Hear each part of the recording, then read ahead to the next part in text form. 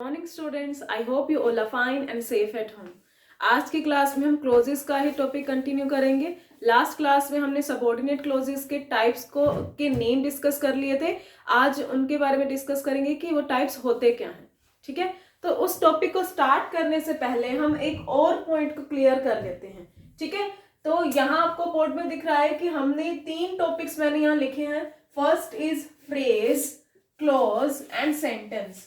सबसे पहले हम इन तीनों में डिफरेंस क्या होता है ये सीख लेते हैं, देन आफ्टर हम क्लोजेस के टॉपिक पर चलेंगे। ओके, तो फ्रेजेस और क्लोजेस, सबसे पहले इन दो पॉइंट्स को क्लियर करते हैं। ठीक है, तो फ्रेज क्या होता है? क्या होता है phrase? A group of words. ठीक है, फ्रेज और क्लोज दोनों ही ग्रुप ऑफ वर्ड्स होते हैं। ठीक है, ये आपको पता है। फ्रेज में क्या होता है? सब्जेक्ट वर्ब का कॉम्बिनेशन नहीं होता है। ठीक है, सब्जेक्ट वर्ब का कॉम्बिनेशन। ठीक है, कॉम्बिनेशन की बात हो रही है, अलग अलग की बात नहीं हो रही है। ठीक है, यहां मैं किसकी बात कर रही हूँ? सब्जेक्ट और वर्ब का कॉम्बिनेशन जहां नहीं होगा वो ग्रुप ऑफ वर्ड्स क्या होगा? फ्रेज होगा। और क्लोज हमने क्या पढ़ा था? A group of words that contains subject verb combination। तो जिस सेंटेंस में आपको सब्जेक्ट और वर्ब दोनों दिख जाएंगे वो ग्रुप ऑफ वर्ड्स या वो सेंटेंस क्या कहलाएगा? क्लोज कहलाएगा। ठीक है, और सेंटेंस में चलें तो सेंटेंस भी क्या होता है? A group of words.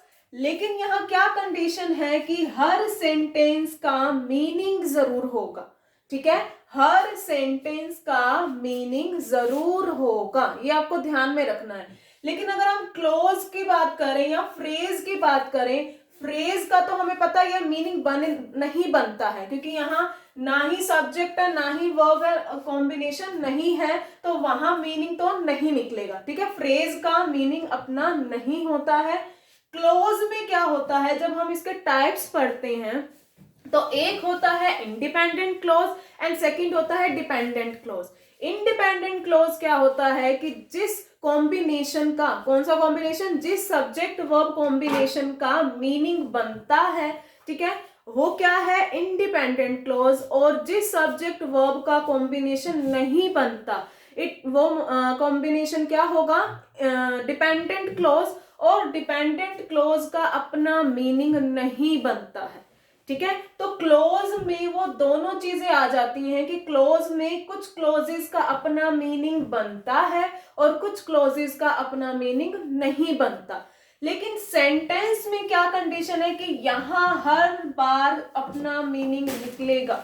ठीक है, जिस सेंटेंस का मीनिंग नहीं बनेगा वो क्या बन जाएगी? Automatically dependent clause. वो क्या बन जाएगी? Dependent clause.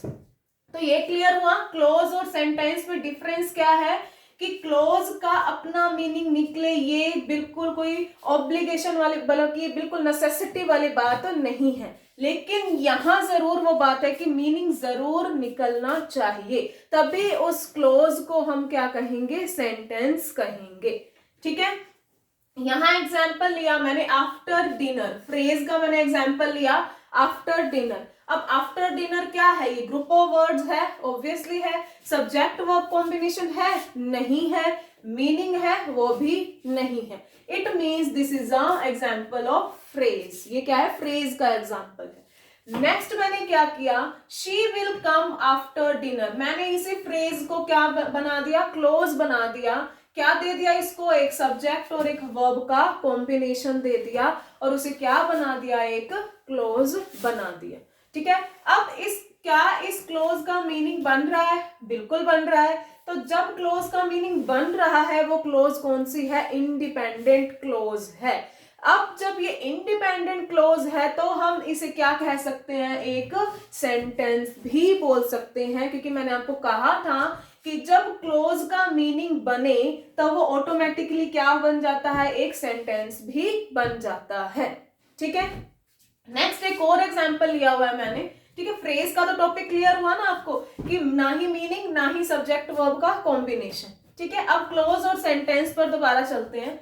He went to the dinner. He went to the dinner but didn't enjoy the meal. Dinner के लिए गया, ठीक है, ही डिनर के लिए गया, ठीक है। अब ये क्या है, एक क्लोज है, ऑब्वियसली सेंटेंस, ये आपको एक सेंटेंस दिख रहा है, सेंटेंस में क्या दिख रही है, क्लोजेस दिख रही है, ठीक है। तो ये क्लोज है, जो फर्स्ट क्लोज आपको दिख रही है बट से पहले वाली, क्या इस क्लोज का मीनिंग बन रहा है, he went to the dinner, he dinner के लिए गया, बन रहा है ना, बिल्कुल बन रहा है। तो ये जो क्लोज है वो कौन सी क्लोज है, इंडिपेंडेंट क्लोज है। क्या क्लोज है ये, इंडिपेंडेंट क्लोज है। और इसी क्लोज को हम क्या कह सकते हैं, सेंटेंस भी कह सकते हैं, अगर मैं इस बट को से आगे वाले सेंटेंस को रिमूव कर दूं, ठीक है।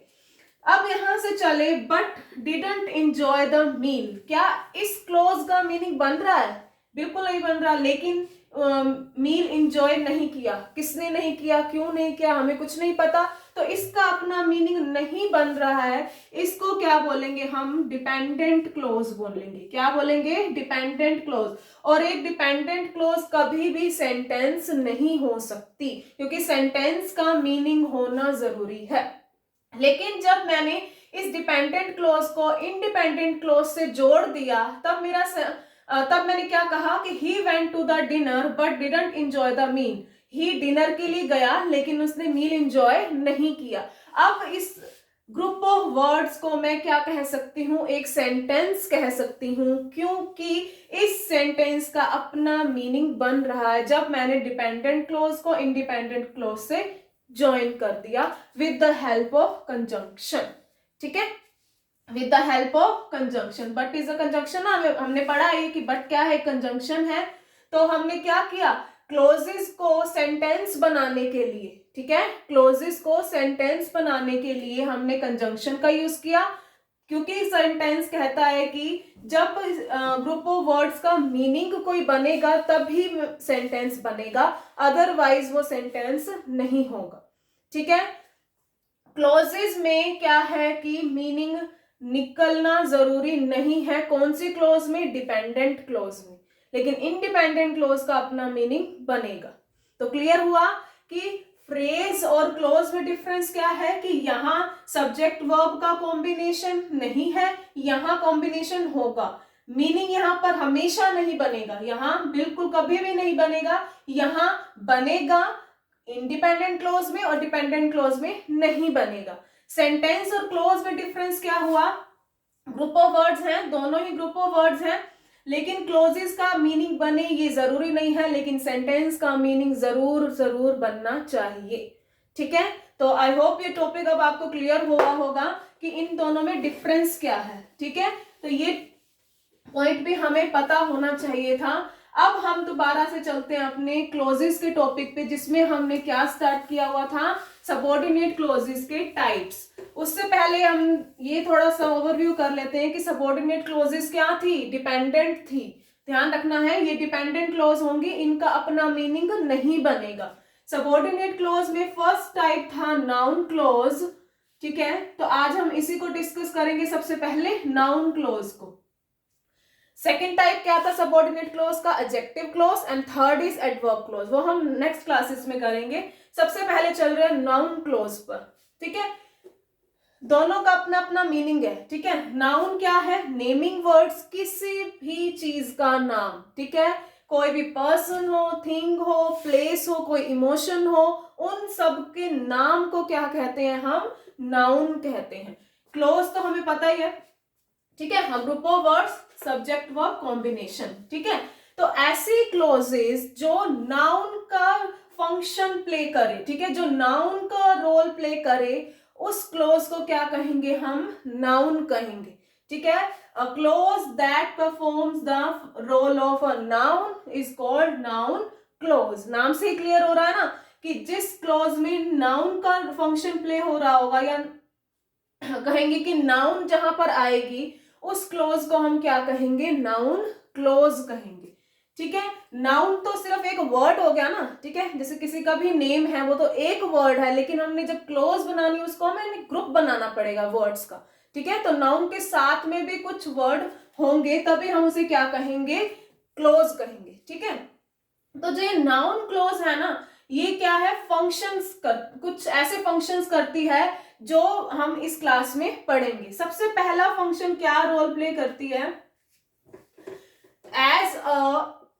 सब्जेक्ट, ठीक है, as a subject of a sentence. किसी भी सेंटेंस में जिस सब्जेक्ट की बात हो रही होगी, ठीक है, जिस सब्जेक्ट की बात हो रही होगी उसे हम क्या कहेंगे, नाउन क्लॉज। एग्जांपल्स लेते हैं। What Neha said made her friends cry. Made her friends cry. यहां इस सेंटेंस में नाउन कहां है, नेहा।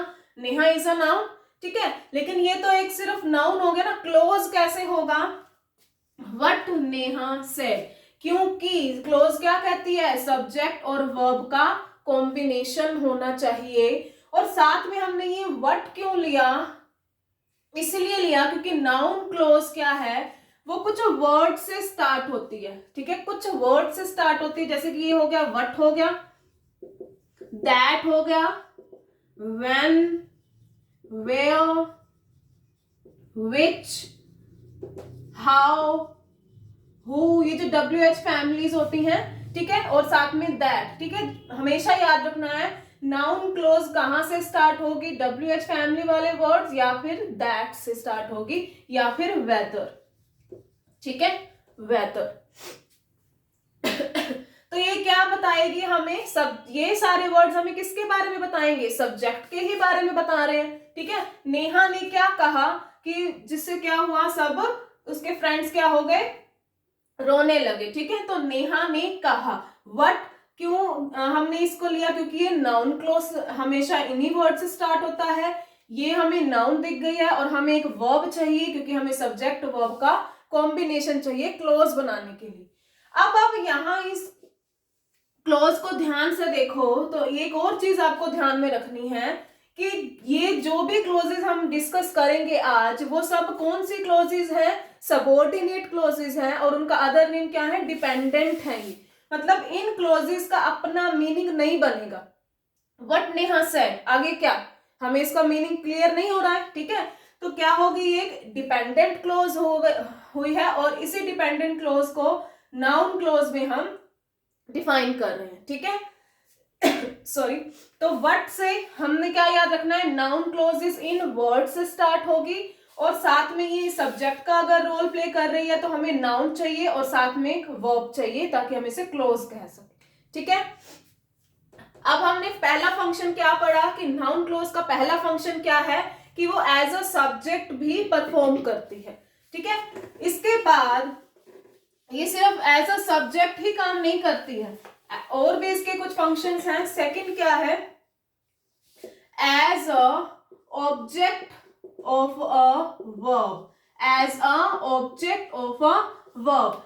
जिस सेंटेंस में क्लोज, कौन सी क्लोज, नाउन क्लोज वर्ब को डिस्क्राइब करे, ऑब्जेक्ट ऑफ अ वर्ब मतलब कि वर्ब को डिस्क्राइब करने की बात जहां हो रही होगी, उस नाउन क्लोज को हम क्या कहेंगे कि वो किसका रोल प्ले कर रही है, object of a verb, object of a verb. For example, the doctor checked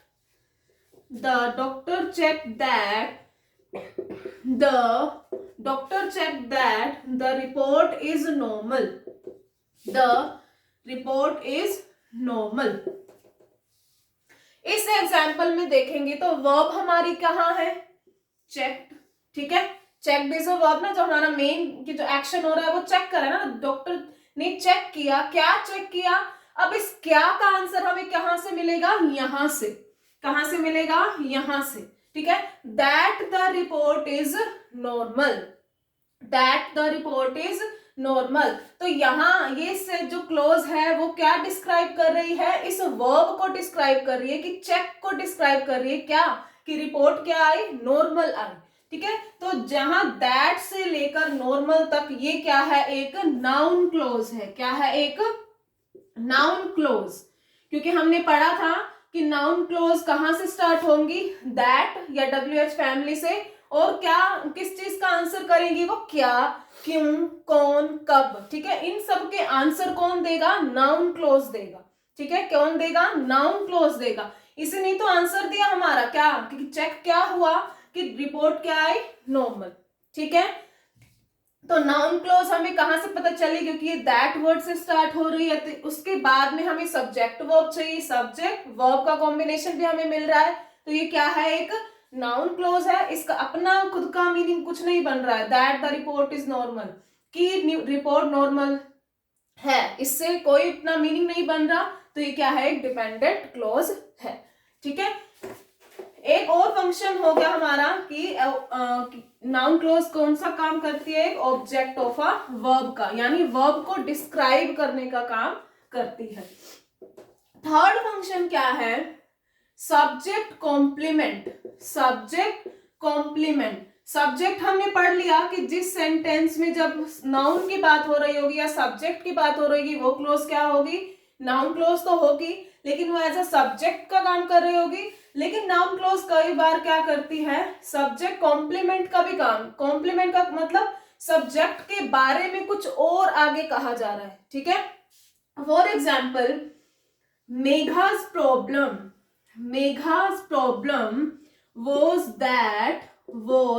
that she did not या she didn't know the correct answer। अब इस एग्जाम्पल में सबसे पहले हम सब्जेक्ट ढूंढते हैं, क्योंकि हमें क्या पता करना है, नाउन क्लोज कहाँ है, उसके लिए हमें सब्जेक्ट पता करना है, क्योंकि नेम ही क्या है, सब्जेक्ट कॉम्प्लीमेंट का। ठीक है, सब्जेक्ट क्या है, मेघा है, नहीं, क्या है, मेघा की प्रॉब्लम। ठीक है, मेघा की प्रॉब्लम क्या थी कि उसे आंसर, करेक्ट आंसर नहीं पता था। ठीक है, तो इसमें सब्जेक्ट क्या हुआ, प्रॉब्लम। अब हमें पता है कि नाउन क्लोज कहां से स्टार्ट होती है, दैट से स्टार्ट होती है। ठीक है, उसके बाद का जो भी पार्ट बचेगा वो हमारा क्या होगा, नाउन क्लोज होगा। और हम एक बार देख लेंगे कि हमारा यहाँ सब्जेक्ट और वर्ब का कॉम्बिनेशन आ रहा है, बिल्कुल आ रहा है। ठीक है, तो ये क्या हुई, नाउन क्लोज हुई, और इसका अपना मीनिंग नहीं बन रहा है, तो ये डिपेंडेंट क्लोज भी है।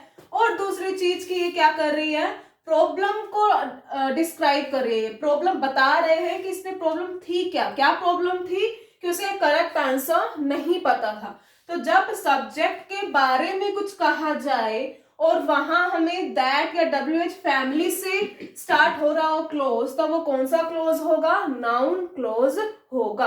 तो दैट से लेकर बाकी जितना पार्ट बचा वो क्या है, हमारा नाउन क्लोज है। क्लियर, तो ये था हमारा थर्ड फंक्शन, किसका, नाउन क्लोज का, as a subject complement. Fourth क्या है, as a object of preposition. ठीक है, प्रेपोजिशन। अब इसमें क्या होगा, पहले एग्जांपल लेते हैं, ठीक है, ताकि आपको अच्छे से क्लियर हो। Pay attention to what I am saying। अब क्योंकि बात आई है प्रेपोजिशन की, तो सबसे पहले सेंटेंस में क्या ढूंढना है, प्रेपोजिशन। कहाँ है प्रेपोजिशन, टू, देखते ही हमें पता चल जाएगा कि प्रेपोजिशन कहाँ है। ठीक है, अब नाउन क्लोज कहाँ से स्टार्ट होती है, व्हाट, वेयर, व्हेन, मतलब दैट, उसके बाद WH फैमिली, उससे अलावा वेदर और दैट से स्टार्ट होती है, यहां से स्टार्ट हो गई। सब्जेक्ट वर्ब मिल गया, बिल्कुल मिल गया। ठीक है, तो यहां रोल कैसे प्ले होगा कि प्रेपोजिशन के बाद में, ठीक है, अगर WH फैमिली आ रही है या दैट आ रहा है और उसके बाद सब्जेक्ट वर्ब का कॉम्बिनेशन भी बन रहा है, तब वो पार्ट क्या कहलाएगा, ये सारा क्या कहलाएगा, नाउन क्लोज। क्या कहलाएगा, नाउन क्लोज। तो ऑब्जेक्ट ऑफ प्रेपोजिशन का क्या मतलब है कि जब क्लोज प्रेपोजिशन के बाद में स्टार्ट होगी और WH फैमिली से स्टार्ट होगी या दैट से स्टार्ट होगी, तब वो क्लोज क्या कहलाएगी, नाउन क्लोज। प्रेपोजिशन को आगे क्या कर रही है, ये डिस्क्राइब कर रही है। ठीक है, तो यहां हमने क्या पढ़े, नाउन क्लोज के क्या होता, सबसे पहले हमने पढ़ा कि नाउन क्लोज होता क्या है, उसके बाद उसके फंक्शंस पढ़े, क्योंकि फंक्शंस ही मेन है, फंक्शन से ही हमें पता चलेगा कि सेंटेंस में नाउन क्लोज कहाँ, कब और कैसे स्टार्ट होती है या कैसे यूज होती है। ओके, तो नाउन क्लोज के हमने फंक्शंस पढ़े, हम दोबारा कर लेते हैं कि एज अ सब्जेक्ट, ठीक है, जब सब्जेक्ट के रूप में काम करेगी noun clause, as a object of verb, as a subject complement and as a object of preposition. ठीक है, विद एग्जाम्पल्स हमने इन सबको डिस्कस किया है. If you have any doubt you can tell me, I will definitely sort out your doubts. Thank you so much for watching this video.